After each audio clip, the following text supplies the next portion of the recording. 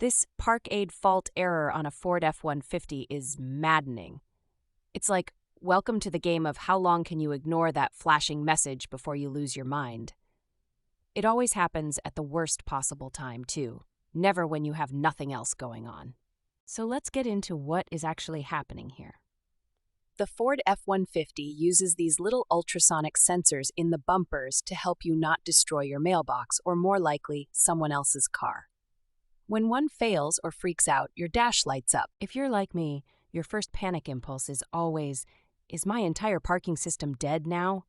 Am I about to back over a small trash can with my neighbor's Christmas decorations in it? Not a fun headspace to be in. Let's break it down, step by step. First, put the truck in park. Turn off the engine and then back on. Sometimes, maybe 20% of the time, it's just a little software hiccup, and this trick magically resets it, like unplugging your Wi-Fi router. If that doesn't work, get out and look at your bumpers. And I mean really look. Is there mud, snow, dead leaves, or last week's coffee splatter stuck all over the sensor lenses? Anything bigger than a bug can trip up the system and give you a false fault. Grab a soft cloth, maybe a dab of window cleaner, and gently clean those sensors. I once cleared a park aid fault with nothing more than a paper towel and an "I can't believe this is my life" sigh.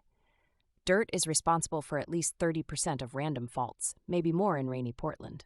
If you still see the error, pro tip, do a sensor check. Put the truck in reverse, foot on brake, then walk around to see if each sensor clicks or buzzes faintly. No noise? You found your dead sensor. It's usually just one. For the ambitious, swap the suspect sensor with one from another position on the bumper. If the fault moves, it's definitely the sensor. If not, it might be the wiring. Usually sensors themselves are $30 to $50 online, so it's not a bank breaker. But here's where it gets sticky. Wiring. Ford ran wires through areas that love to corrode in wet climates like mine, so hunting down a broken or shorted wire can be a long afternoon project. Typical pain point. Pulling off the bumper in the rain. Love that for us. If you're not DIY inclined, you will probably end up spending $150 to $250 at a shop just for an hour of diagnostic time and a sensor replacement. Some of us are not above driving without the parking aid until you reverse into a shopping cart. Ask me how I know. It's one cheap hack. Sometimes resetting your battery, meaning unplugging the negative terminal for a few minutes, can clear a glitchy module. Worth a try since it costs $0, but be ready to reset your radio presets and repair your phone.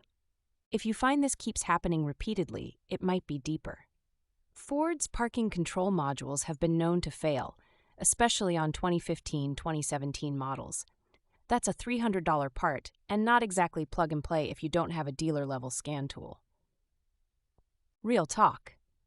If the park aid fault doesn't clear, and you already checked the easy stuff, call in backup. There's no badge of honor for backing into a fire hydrant because you figured you'd save $50. Your sanity and your bumper are worth more.